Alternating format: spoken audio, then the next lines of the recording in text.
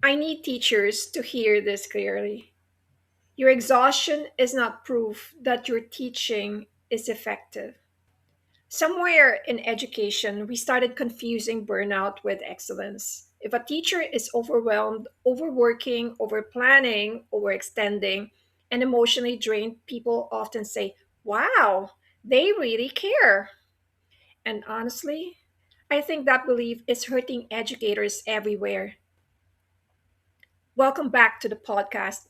I am Maria Angala. I am a national board certified teacher, bilingual special education teacher with 22 years in Washington, D.C., and the creator of A.C.C.E.S.S. Literacy Framework, an original six-stage instructional system designed for multilingual learners, dually identified ELL/SPED students, and inclusive classrooms.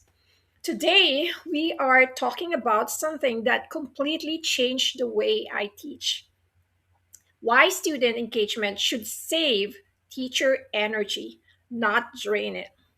Because for many years, many of us were taught that engaging lessons meant more preparation, more performance, more energy, more creativity, more entertainment, more teacher effort. And what happened?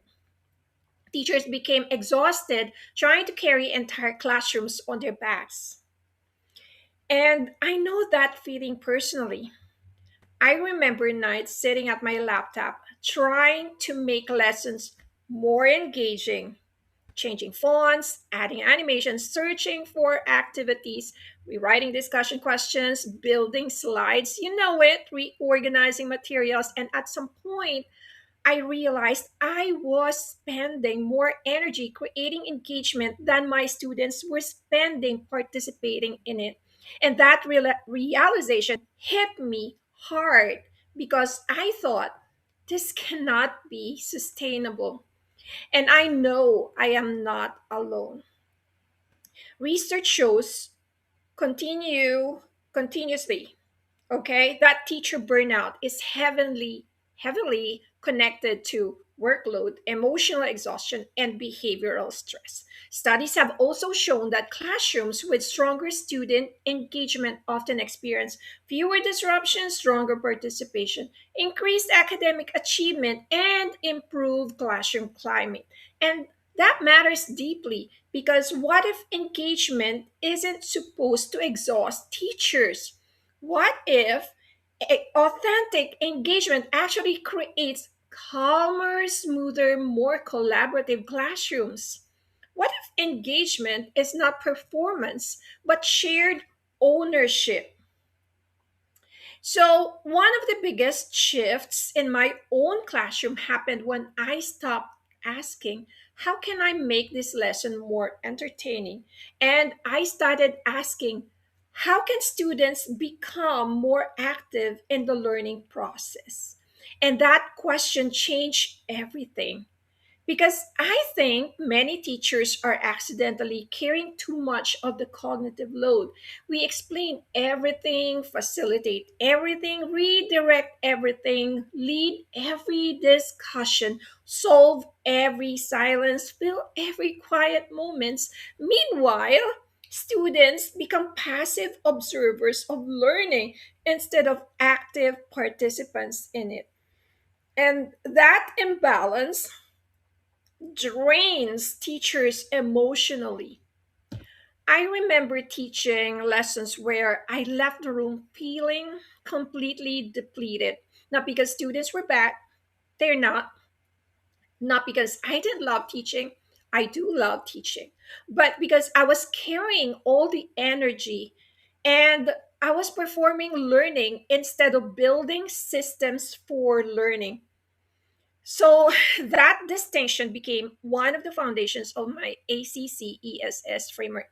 The framework was designed to create clarity, structure, collaboration, literacy, interaction, and student ownership. Because the goal is not for teachers to work harder forever. The goal is to create classrooms where students think more independently and engage more meaningfully. So I remember one literacy discussion in my classroom that completely shifted my perspective. My students are the ones most teachers find this the hard to reach, right? So these are students with significant cognitive and developmental differences, and many of whom are also English language learners navigating two languages and then a disability label at the same time.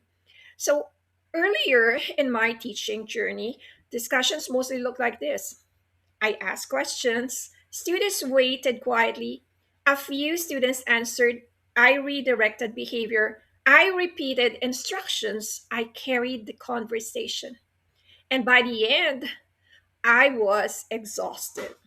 But later, after implementing more collaborative discussion systems, something changed. Students started responding to each other, building on ideas, asking follow up questions, challenging perspectives respectfully, and leading part of the conversation themselves. And I remember standing there one day thinking, this feels lighter, not less rigorous, not less meaningful, lighter. Because learning energy was being shared across the room instead of resting entirely on me. That moment deeply impacted me because I realized student centered learning does not reduce engagement, it multiplies it. So I think many teachers are trapped in what I call the performance model of teaching. And that is the belief that great teaching means nonstop teacher energy. But honestly, students do not need teachers to perform for 6 hours straight every day. They need clarity, they need connection, they need structure, they need emotional safety, discussion, and opportunities to think deeply. And emotionally safe classrooms matter more than people realize. Research consistently shows that students learn better in environments where they feel safe, psychologically safe, respected, and connected. But here's what people talk about less. Emotionally safe classrooms also protect teachers because classrooms built on fear, constant correction, and emotional tension drain everyone. I have experienced both environments. I've taught in moments where classrooms felt stressful and reactive. And I have experienced moments where students felt genuinely connected to the learning process. The difference in teacher energy is enormous. When students feel ownership, behavior improves. When students feel heard, participation increases. When classrooms becomes collaborative, teachers stop carrying every emotional interaction alone. That's why engagement matters so deeply, not because we are chasing entertainment, but because meaningful engagement creates healthier learning ecosystems. I also want to say something important here. Teachers deserve to protect their energy. And for a long time, I struggled with that idea myself. I thought being a good teacher, being a great teacher meant constantly giving, constantly sacrificing, constantly overextending. But eventually, I realized something. You cannot sustainably inspire students while abandoning yourself. For me, wellness become deeply connected to movement and dance. Dance remind me that I am still human outside the classroom. I can feel joy, freedom, creativity, breathe. And honestly, that restoration made me a better teacher. Not because dance magically solved the burnout, but because reconnecting with joy gave me emotional energy to return to my students more fully alive. And I think many educators are starving for that feeling, not productivity, aliveness. So, what does sustainable engagement actually look like? Within the A.C.C.E.S.S framework, it means predictable structures, collaborative literacy, Collaborative literacy routines, student discussion systems, clear transitions, emotionally safe participation, and reducing unnecessary teacher overperformance. It means students becoming active contributors instead of passive receivers. And when implemented consistently, something powerful happens. Teachers regain energy, not because teaching becomes easy, but because the classroom becomes less hyper focused, becomes shared. It becomes a shared thinking. It becomes shared participation. It becomes something that is very collaborative, and that changes burnout completely.